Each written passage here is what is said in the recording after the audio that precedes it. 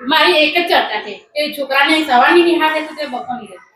એ તમે જે કહેશો એવું કરી સવારની આપીશું. રહે તો બપોરની સારી છે. છોકરાનું ભવિષ્યમાં વધારે ભણવાનું છે. એવું કરી આપીશું. બોલો બસ આ તમને એટલા માટે તો મળવા આવ્યા છો. તમે કહેશો એ કરવાનું છે, એની તો આ ચર્ચા કરવા આવ્યા છે. બાળક છે પહેલા ધોરણમાં ભણે છે, મેડમ છે ગીતાબેન, પણ મારા કરતા બી વાલ વધારે કરે છે અને ખોરામાં રાખીને થોડું બોલવામાં તકલીફ છે મારા છોકરા, તો બી વાલ કરી દઈ ભણાવે છે.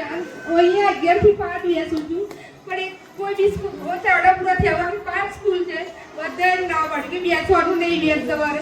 અહીંયા આગળ આવી તો પ્રિન્સિપાલ સાહેબ કીધું વાંધો નહીં, તમારો છોકરો અહીંયા રિકવર આવી જશે. થેન્ક યુ વેરી મચ સાહેબ અને મેડમની.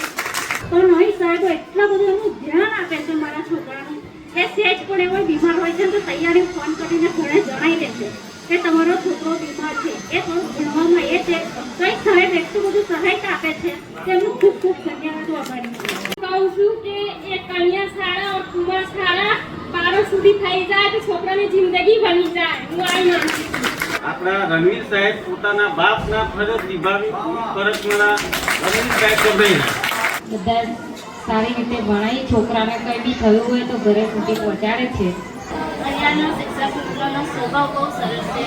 અને કે થોડાક ટાઈમને તો મારા છોકરાને એટલું એક્ટિવ કર્યું કે ગોપાલપુરામાં આનંદી બાળ શાળાઓમાંથી મારો છોકરો બીજા નંબરે વાંચવાનો ક્લાસ કરે. તો બાળક ગમે ત્યારે મોડું થાય તો સાહેબ આવીને ઘરે આવીને મેલી જાય છે, એટલું સેવા કરે છે અને સરકારી દવાખાનામાં દવા લઈને આવે છે આપણી માટે. તો મને સૌથી પહેલાં તો અહીંની ડિસિપ્લિન બહુ જ ગમે છે. સ્કૂલ છૂટી હોય અથવા ચાલુ હોય પણ ડિસિપ્લિન એકદમ કમ્પ્લીટ હોય છે.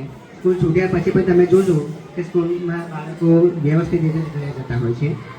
અને ટિફિન લઈ લેતા તો મને સ્કૂલમાં ખાવાનું બહુ ગમે છે. મારા છોકરા પેલા ઇંગ્લિશ મીડિયમમાં ભણતેલા, મને તો એનું ભણતર ના ગમ્યું. આખરે મેં ગુજરાતીમાં મૂક્યું. એની શાળા એટલી સારી છે, બહુ સારી છે, બચ્ચાનું બહુ ધ્યાન મૂકે છે.